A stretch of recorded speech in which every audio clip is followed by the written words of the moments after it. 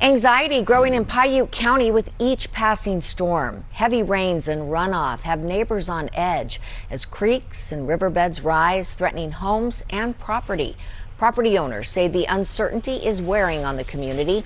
With the ground already saturated, many are anxious about what more rain could bring. Rodney Mayo owns Moore's Old Pine Inn, billed as Utah's oldest hotel. He considers himself lucky for now, but he knows the risk is real. For me, I don't feel like we're going to be in too much danger, but it doesn't mean that we're out of harm's way.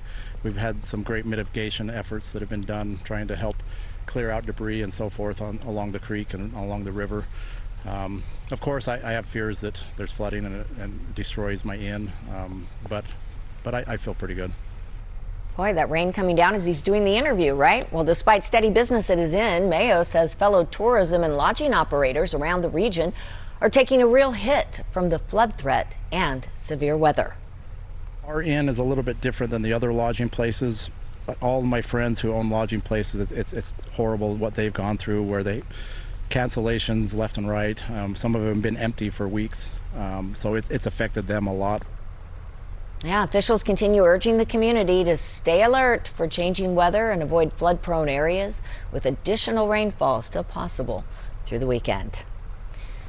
Well, Fox 13 News spoke with one business owner in Piute County who runs a resort and has had several setbacks.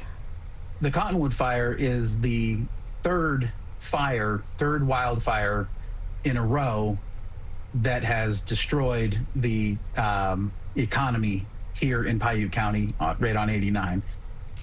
Yeah, it's tough for these businesses. The Silver King fire, the Monroe Canyon fire, and now the Cottonwood fire has steered visitors away from Hoover's River Resort over the past couple of years. And then came the floods. And I've been out all day, all last night doing flood mitigation.